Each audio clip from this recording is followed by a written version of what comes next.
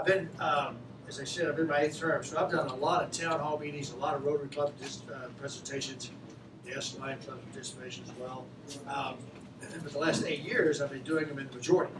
And being in the majority in leadership, I would be able to have a conversation with you about what we're doing about this particular policy issue. And if you ask me a question about that, well, okay, well, this committee's working on that, and we plan to do this, this, and that.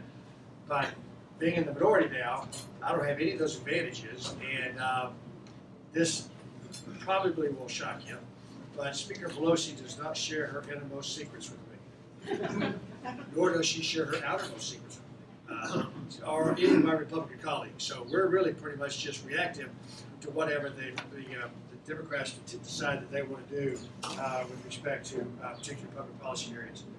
The other thing that's going on right now is that whenever one party takes the House of Representatives away from another party, as happened in November, they typically run on a political platform that says, all right, in this policy area, we're going to do this, in this policy area, we'll do that. If you elect us, put us in charge, we'll do this, this, and this.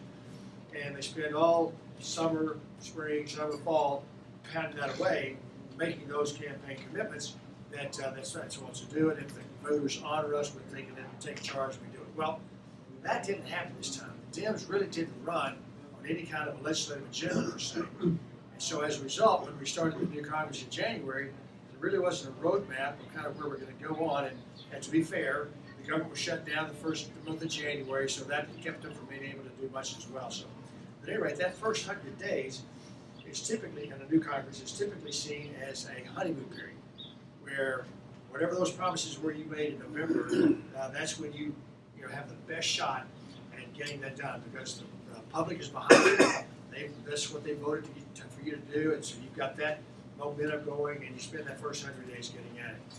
Our first 100 days has evaporated, and we really haven't gotten much accomplished during that first 100 days. So it's a bit disappointing, but that's Speaker Pelosi's in charge, and that's what's happening to us. Another indication of kind of where we've not gone. Each speaker, no matter which party, reserves the first 10 bill numbers for themselves, for the big ticket items that are going to be passed in that, hopefully in that session of Congress. Last Congress, the 115th Congress, H.R. 1 was the tax bill that got done. H.R. 2 was the farm bill that got done. H.R. 1 for the Dems this time is an election bill that tries to modify how elections are conducted and what techniques and what things are allowed and not allowed in our states. The signature piece, though, for me, was the idea that if you donate up to $200 as an individual to a federal campaign, then the taxpayers will send that campaign a check for 6 times that amount. That's a terrible use of taxpayer dollars. And we're borrowing about a third of them anyway, so it's a bad idea. The good news is Mitch McConnell in the Senate has said that that's dead on arrival.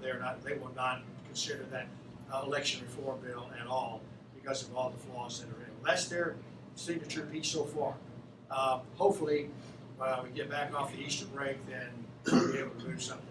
What they did run on, and what they consumed in the first 3 months, has been either impeaching President Trump, investigating President Trump. All of that brouhaha you've been hearing and seeing has been their signature issue.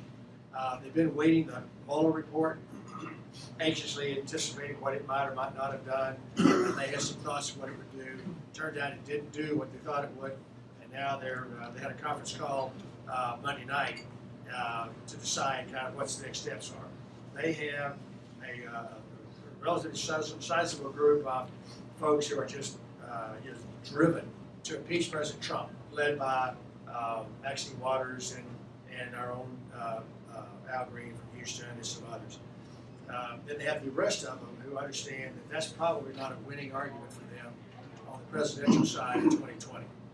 The mechanics are the Democrat base would like it a lot, the Republican base will hate it, and the independents have to decide what they want to do. Well, right now, polling shows that the independents are ready to move on. They've got the Mueller report, we have the House Intelligence Committee report.